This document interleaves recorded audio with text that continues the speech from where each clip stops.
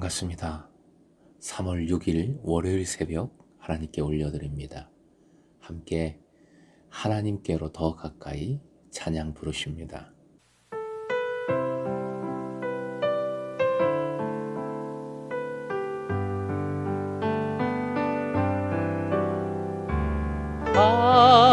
하나님께로 더 가까이 갑니다. 고통 가운데 계신 주님, 변함없는 주님의 크신 사랑 영원히 주님만을 섬기리. 하나님께로 더 가까이, 하나님께로 더 가까이 갑니다. 고통 가운데 계신 주님, 변함없는 주님의 크신 사랑 영원히 주님만을 섬기리.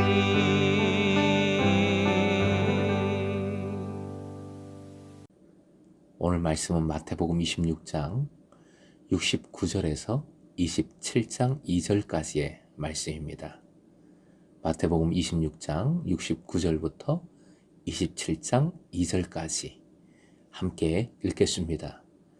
베드로가 바깥들에 앉았더니 한 여종이 나와 이르되 너도 갈릴리 사람 예수와 함께 있었도다 하거늘 베드로가 모든 사람 앞에서 부인하여 이르되 나는 내가 무슨 말을 하는지 알지 못하겠노라 하며 앞문까지 나아가니 다른 여종이 그를 보고 거기 있는 사람들에게 말하되 이 사람은 나사렛 예수와 함께 있었도다 하매 베드로가 맹세하고 또 부인하여 이르되 나는 그 사람을 알지 못하노라 하더라. 조금 후에 곁에 섰던 사람들이 나와 베드로에게 이르되 너도 진실로 그 도당이라 내 말소리가 너를 표명한다 하거늘 그가 저주하며 맹세하여 이르되 나는 그 사람을 알지 못하노라 하니 곧 닭이 울더라. 이에 베드로가 예수의 말씀에 닭 울기 전에 네가 3번 나를 부인하리라 하심이 생각나서 밖에 나가서 심히 통곡하니라. 새벽에 모든 대제사장과 백성의 장로들이 예수를 죽이려고 함께 의논하고 결박하여 끌고 가서 총독 빌라도에게 넘겨주니라.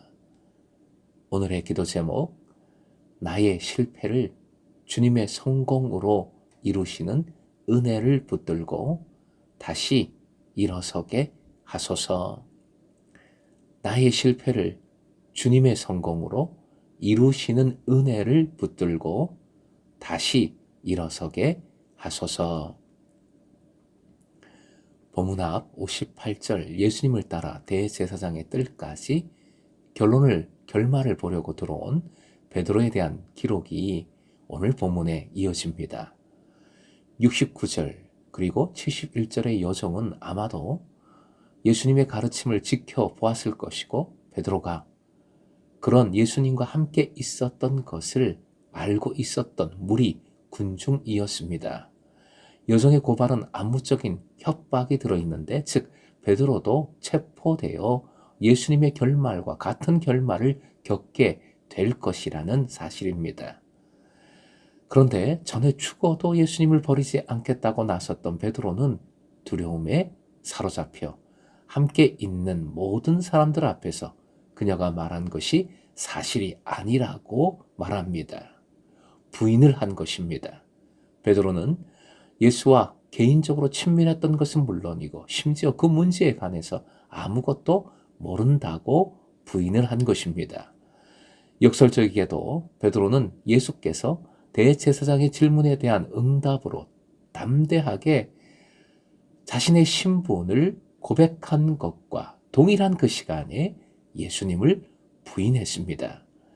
71절 앞문까지 나아갔다는 것은 베드로가 긴박한 신체상의 위협을 감지하고 더 이상의 질문을 위험을 피하기 위해 대제사장의 뜰을 떠나기 시작했음을 보여줍니다.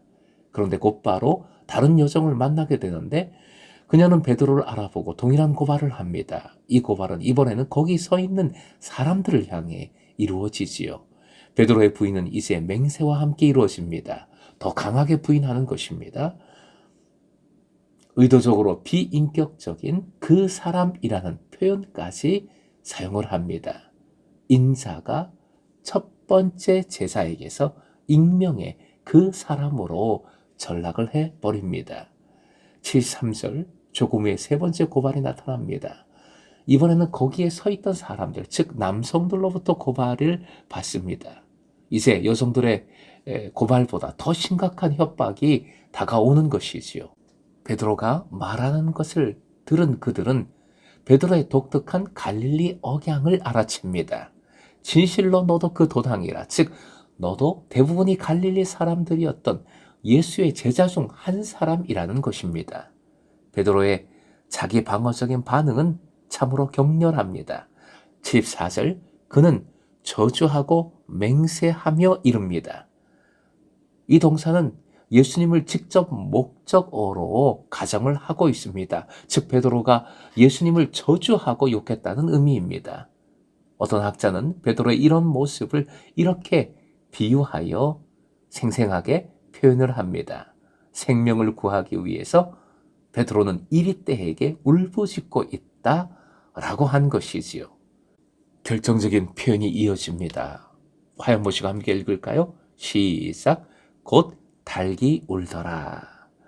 이 짧은 문장은 대단한 극적인 효과를 갖습니다. 예수께서 말씀하신 것을 회상한 베드로의 반응이 이어집니다. 그는 심히 통곡했습니다. 그리고 곧바로 베드로가 보려고 했던 결말이, 종교 지도자들이 의도했던 결말이 그대로 이어집니다. 27장 1절 유대 당국자들의 목적을 다시 다지는 모습이 나오고 2절 사형 집행권을 가지고 있는 로마, 즉 총독 빌라도에게 예수님을 넘겨줍니다. 넘겨주었다. 이것은 예수님의 고난과 죽음을 의미하는 대표적인 단어입니다. 사랑하는 금성의 제자 여러분, 예수께서 그 반석 위에 교회를 세우시겠다고 약속하신 베드로는 모든 그리스도인들에게, 모든 예수님의 제자들에게 경고와 격려가 됩니다. 베드로의 죄가 사실 다른 제자들의 죄보다 큰 것은 아니지요. 왜냐하면 다른 제자들도 예수님을 이미 버렸고 사실상 부인했기 때문입니다. 그래도 베드로는 이렇게 예수님을 따라 대제사장의 뜰까지 들어왔지요.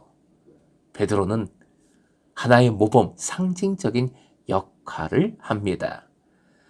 처음에 베드로가 반석으로 지칭될 때 그는 고통받는 메시아에 대한 전망을 하지 못했고, 또한 예수께서 하신 말씀, 즉 십자가를 져야 하고 그리고 많은 이들을 위해서 생명을 잃을 것이다 하는 말씀을 새겨두지 않았습니다. 그랬기에 이렇게 비참하게 실패하고 말았던 것이지요. 누구에게나 약점이 있습니다. 약점에 관한 문제는 항상 현실적으로 부딪힐 수밖에 없습니다. 계속 공격을 받을 수밖에 없습니다. 특별히 두려움에 사로잡혀 있을 때는 더욱 그렇습니다. 약점을 통해 우리는 주님을 부인하게 되고 약점 때문에 통곡을 하게 됩니다. 약점 때문에 계속 같은 실수를 반복하게 됩니다. 마태복음에서 요구하는 제사도 얼마나 강력하고 엄격한지요. 반드시 어떤 상황에도 모든 것을 버리고 오직 주님 따를 것을 강조합니다. 하지만 그럼에도 불구하고 말씀은 사람의 실패를 품습니다. 그 엄격성에도 불구하고 사람의 실패를 바라봅니다. 즉 약함 속에서 실패할 수 있음을 보여주는 것이지요. 그리고 무엇보다 실패에 질책과 형벌이 따르는 것이 아니라 거기에는 반드시 용서와 회복을 허락하여 주심을 말씀은 약속합니다. 이것이 주님의 사랑입니다. 이 사랑이 있기에 우리의 약함은 반드시 강함으로 변하게 되는 줄로 믿으시기 바랍니다.